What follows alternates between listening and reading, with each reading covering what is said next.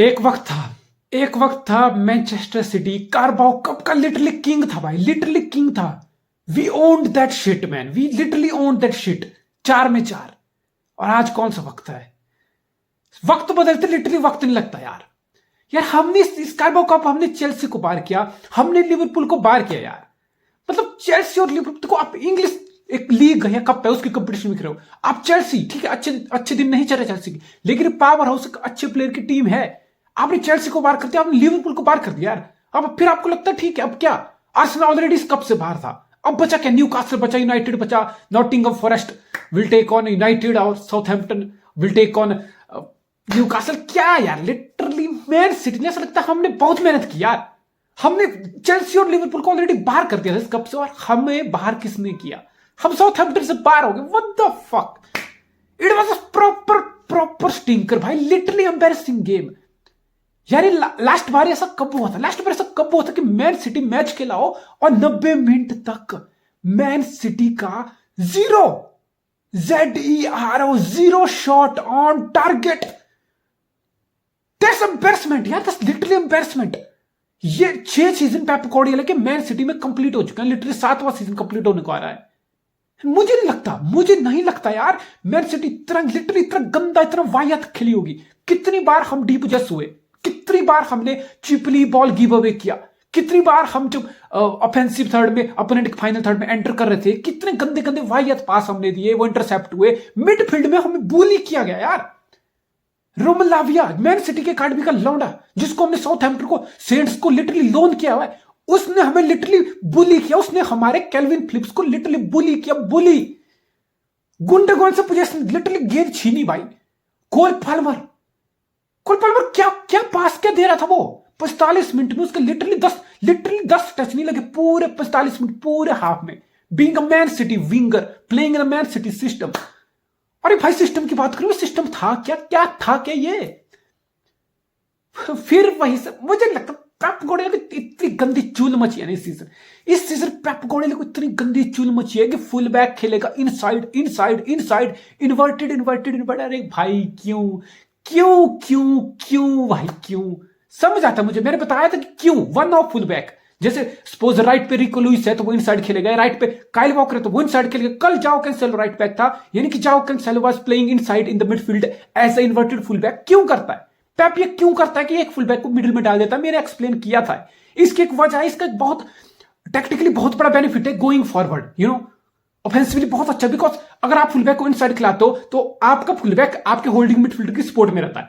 Suppose जैसे कल आपके कैंसेलो, तो कैंसेलो रॉड्री की सपोर्ट में होल्डिंग मिडफील्डर में मिडफील्ड को कंट्रोल करने रहेगा। इसका मतलब आपके बाकी मिडफील्डर, जैसे कल फोर्डन मिडिल में था, रॉड्री था, बाद में केविन डी ब्रुयने आया, उन मिडफील्डर को एक फ्रीडम मिल जाती है, एक हायर ऑन द पिच जाने का फ्रीडम मिल जाता है, more space higher on the pitch मिल जाता है, जिसका लिटरली फायदा उठाया जाता है अपोनेंट को हर्ट करने में। जैसे केविन डी ब्रुयने फिर मिडिल से इवेंचुअली इंटेंशनली राइट की तरफ ड्रिफ्ट हो जाता है, फिर राइट पे बॉक्स में अच्छे से क्रॉस डालता है, जिनको एर्लिंग हालांड मीटअप करता है। यानी कि एक ऑफेंसिवली एक आपके पास बोनस है, ठीक है। आप मिडफील्ड में एक एक्स्ट्रा मैन खिला रहे हो तो आपके बाकी मिडफील्डर को फ्रीडम मिल जाती है हायर ऑन द पिच, एक किस्म से न्यूमेरिकल स्ट्रेंथ क्रिएट करने की।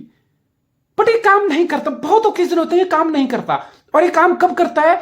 जब हमारा suppose right full back middle में खेल रहा हो और जो हमारा लेफ्ट बैक हो, जैसे मोस्ट ऑफ द टाइम क्या होता है, उस बंदे को फिर लिटरली 3 एट द बैक खेलना होता है। जो हमारा लेफ्ट बैक होता है that become our third centre back, और बैक लाइन हमारी फिर 3 की बन जाती है। लेकिन कल क्या हुआ?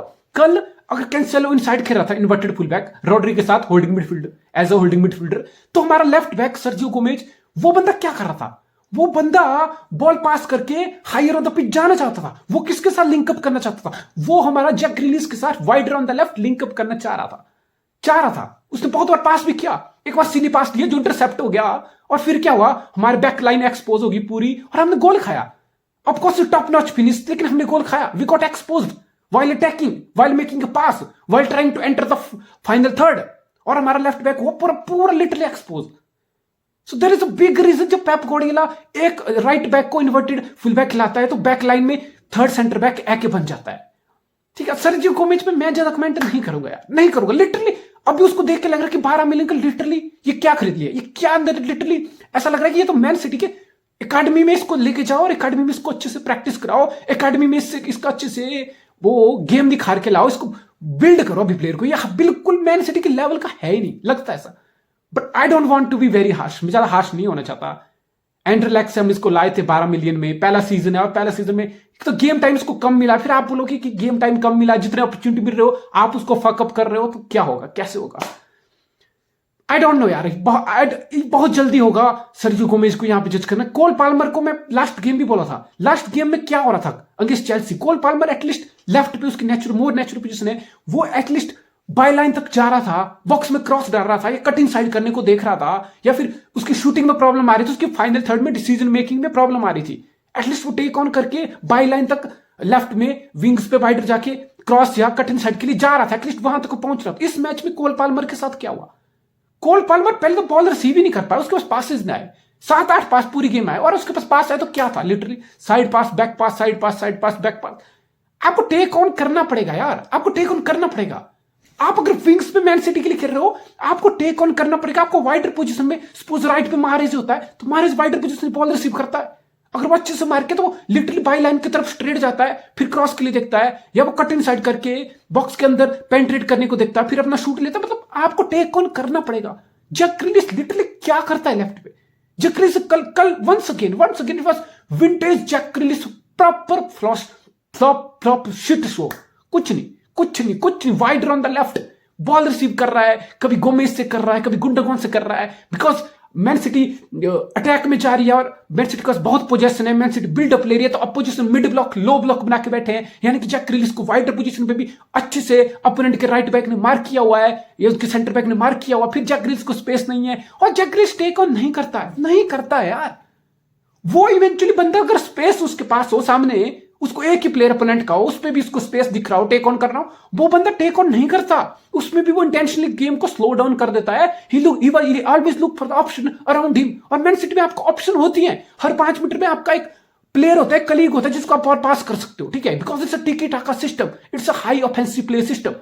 बस जैक ग्रिलिश क्या कर रहा है, क्या रहा है Jack Grealish wider ball receive भी कर रहा है, एक प्लेयर टेक ऑन कर, अगर कटिंग साइड नहीं करना तो स्ट्रेट बाई लाइन की तरफ जा, वहां से क्रॉस डालने को देख, कुछ तो क्वालिटी डिलीवर कर, कुछ तो फाइनल थर्ड में, कुछ तो बॉक्स में लेके आ मेरे भाई, कुछ तो लेके आ।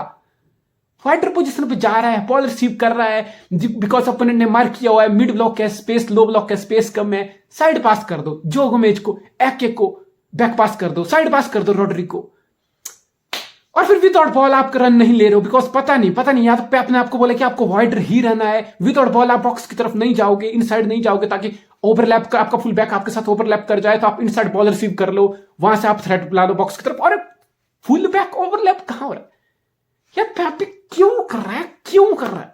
अगर एक के सर्जियो गोमेज ने तो जब तक पिच पे था उसने ट्राई की ओवरलैप करने की, अंडरलैप करने की, ऑब्वियसली उसके पास इतने गंदे गए, वो सारे इंटरसेप्ट हो गए।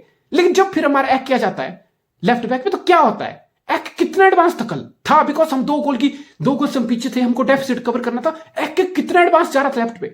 कल एक थर्ड सेंटर बैक नहीं था जब सेकंड हाफ में एक आया, एक के पास प्रॉपर लेफ्ट बैक, और बैक के लेफ्ट बैक नहीं है। आप उसको खिला रहे हो बिकॉज वो उसके फीट पे एबिलिटी नहीं है, वो मिडफील्ड से आगे, बिकॉज मिडफील्ड तक तो आप बॉल लेके चले जाओगे, फिर midfield because city in possession है, यानी कि अपोनेंट मिडफील्ड के बाद मिड ब्लॉक और उसके बाद पिछली लेयर लो ब्लॉक, 4-5 लेयर बना के बैठा होगा, यानी कि टाइट पोजीशन, यानी कि स्पेस क्लोज डाउन। वहां पे एक क्या करेगा? वहां पे एक की पासिंग टेस्ट होती है, वहां पे एक का फॉरवर्ड पास, प्रोग्रेसिव पास कहां निकल रहा है, कैसे निकल रहा है, वो टेस्ट होता है। जीरो अंडरलैप डिस्पाइट एक के लेफ्ट बैक पे इतना एडवांस था, कोई अंडरलैप नहीं, कोई ओवरलैप नहीं, लिटरली नथिंग, बिकॉज ग्रिलिश को टेक ऑफ कर दिया था, हालांड को मिडिल में ले आए थे अल्वारेज के साथ सेकंड स्ट्राइकर, तो हमने फिर लेफ्ट विंग पे हमने फोर्डन को वाइडर खिलाया था सेकंड हाफ में, ग्रिलिश की जगह ग्रिलिश सब कर दिया था, हालांड पिच पे आ गया था, यानी कि फोर्डन के साथ फिर भी आप लिंकअप नहीं कर पाए वाइडर, ना आप अंडरलैप कर पाए ना वो ओवरलैप कर पाए, यानी कि एक आप मैन सिटी हो। This is big reason Man City के सिस्टम में विंगर जो है वो इतना वाइडर खेलते हैं, क्यों? बिकॉज मैन सिटी रहती है most of time in position, man city रहती है हाई लाइन के साथ, यानी कि मैन सिटी 90 में से लिटरली 70 मिनट अपोनेंट के हाफ में खेलती है। लिटरली मैन सिटी को पूरा मैच में 15% डिफेंडिंग नहीं करनी होती, 70 सुपर मैन सिटी के पास बॉल था, यानी कि 90 में से 70 मिनट मैन सिटी गेम कहां खेलती है? अपोनेंट के हाफ में, अपोनेंट के लिटरली फाइनल थर्ड में, यानी कि अपोनेंट बिल्कुल सिट बैक कर गया होता है, इसलिए मैन सिटी अपने विंगर रखती है वाइडर, ठीक है, वाइडर इसलिए रखते हैं कि अपोनेंट के बैकलाइन को थोड़ा सा स्ट्रेच किया जाए, जब हमारे विंगर वाइडर रहेंगे तो अपोनेंट के फुल बैक को भी वाइडर रहना पड़ेगा, यानी कि मिडिल में उनके सेंटर बैक पे प्रेशर पड़ेगा वो स्ट्रेच होंगे, ठीक है, और मिडिल में स्पेस मिलेगा जिसको केविन डी ब्रुयने अटैक करता था, जिसको गुंडोगन बॉक्स तक पहुंच के अटैक करता था। लेकिन अब भी क्या हो रहा है, अब भी हमारे विंगर, हमारा फुलबैक खेल रहा है एक इनसाइड और विंगर तो रह रहे हैं वाइड, लेकिन विंगर वाइड रह के बिकॉज ग्रिलिश टेक ऑन नहीं करता, कोल पाल्मर से टेक ऑन नहीं हो रही, side pass back pass side pass, that's it. तो इसका मतलब फिर विंगर के सपोर्ट में अगर ओवरलैप अंडरलैप फुलबैक करने नहीं आए तो विंग से पेनिट्रेशन कहां हो रही, विंग से लिटरली कुछ पेनिट्रेट कुछ नहीं हो रहा भाई। Literally it was one of the worst Man City performance, literally worst Man City performance. Kalvin Phillips obviously उसको गेम टाइम नहीं है, उसको पेप ने लिटरली पब्लिकली इतना आके शेम कर दिया कि उसकी बॉडी फिट नहीं है, ओवरवेट पहुंचा है वो इंग्लैंड कैंप से। फिर आपने डिफेंड करने के लिए बोल दिया कि कैल्विन विंटेज पेप स्टाइल की कैल्विन सेक्सी बॉडी है, वो उसको टाइम लगेगा। कैल्विन फिलिप्स से मेरे ज्यादा गिला शिकवा नहीं है, वो बंदा गेम में सेटल होगा ना, वो आपको फॉरवर्ड प्रोग्रेसिव पास निकाल के देगा, वो आपको सिर्फ साइड पास बैक पास वो कंट्रोल के साथ साथ काफी अच्छी चीजें ऑफेंसिवली रॉड्री से बेहतर करके देगा। लेकिन defensively I am not so sure कि कैल्विन फिलिप्स की डिफेंसिव अवेयरनेस, बिकॉज आप डिफेंसिव मिडफील्डर हो, आपके सबसे बड़ा एसेट है आपकी गेम की अवेयरनेस। आप यानी कि आप कहां खुद को पोजीशन कर रहे हो जब आपकी टीम इन पोजीशन है, एट द सेम टाइम आप कहां खुद को पोजीशन कर रहे हो जब आपकी टीम आउट ऑफ पोजीशन है। यानी कि ये दो चीजें एक एवरेज डिफेंसिव मिडफील्डर को एक ग्रेट या गुड डिफेंसिव मिडफील्डर से सेपरेट करती है। रॉड्री के पास ये चीज है, उसकी पोजिशनल प्ले बहुत शानदार है। वो right man at the right time बन जाता है जब मैन सिटी बॉल लूज करती है। काउंटर करना हो, ओपोनेंट को काउंटर प्रेस करके गेंद विन बैक करनी हो, पोजीशन फिर से जीतना हो, या बॉल रिकवर करनी हो, या इंटरसेप्शन करनी हो, या फॉल इंटेंशनली टेक ऑन करना है, ठीक है। यानी कि वो गोल गेम के टेम्पो को मिडिल में कंट्रोल करता है। ये कैल्विन फिलिप्स को गेम टाइम के साथ आएगा। लेकिन रोमन लाविया भाई हमारी एकेडमी का बंदा, बजूनू हमारी एकेडमी का कीपर, दोनों लोन पे साउथहैम्पटन में गए हैं। लिटरली बजूनू को तो क्या बोलूं लिटरली ऐसा कुछ हमने 90 मिनट तक कुछ थ्रेट नहीं किया। लास्ट के 30 मिनट में Erling Holland on the pitch था, लास्ट के 30-40 मिनट में Kevin De ब्रुयने on the pitch था।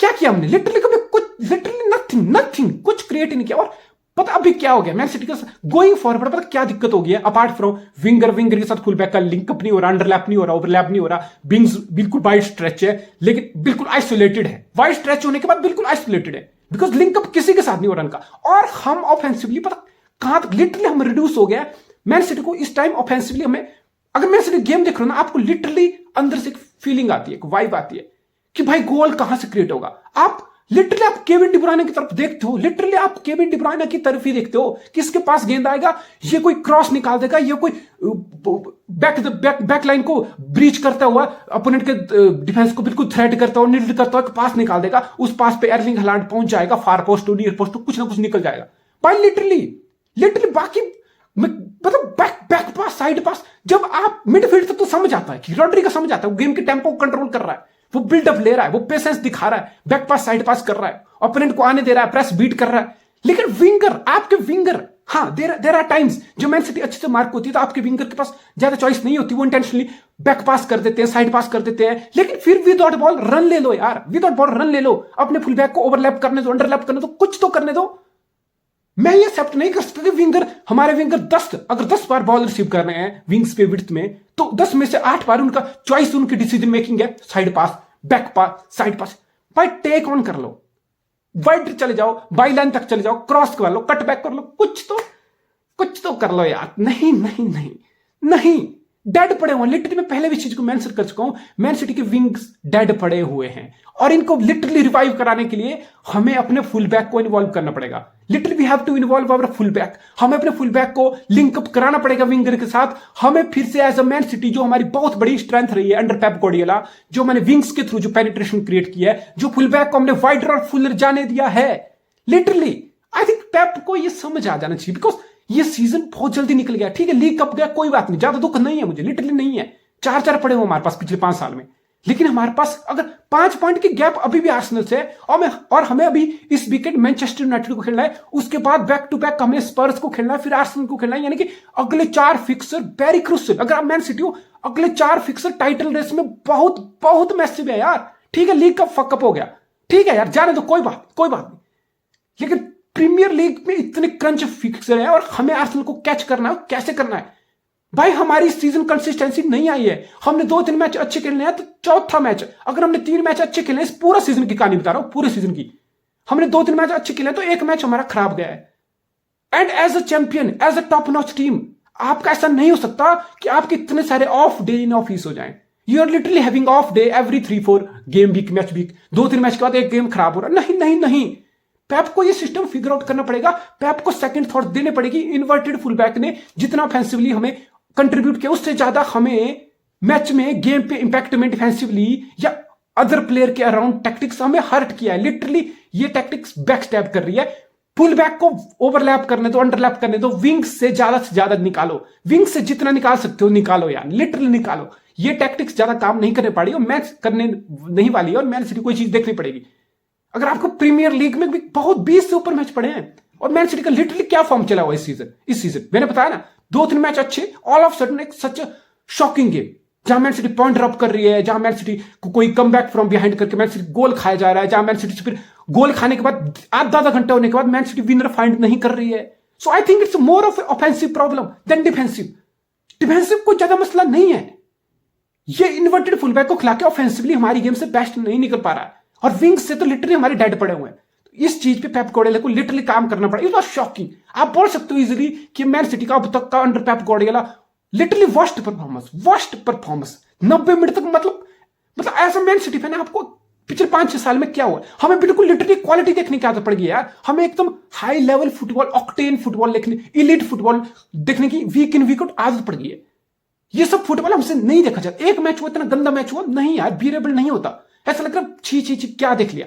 हम बाकी क्लब के फैन जैसे नहीं है, स्पेशली जब से पेप आया है। हमें इस तरह घटिया फुटबॉल देखने की, लिटरली घटिया फुटबॉल था ये। हमें आदत नहीं है यार। प्लीज पेप गार्डियोला भाई इस मैच को सॉर्ट आउट करो। ये सबको एविडेंट है, ये सबको दिख रहा है कि कहां हमें टेक्टिकली, मतलब कहां हम जो एक्सपेरिमेंट कर रहे हैं, जिस चीज को हम बहुत पुश कर रहे हैं वो चीज काम नहीं कर रही यार। आधा सीजन निकल गया, आधे सीजन के बाद अगर कोई टैक्टिक्स काम नहीं कर रही, इट्स बेटर कि जिद्दीपना, स्टबर्नेस छोड़ो और जो हमारी स्ट्रेंथ है उस पर गेम खेली जाए।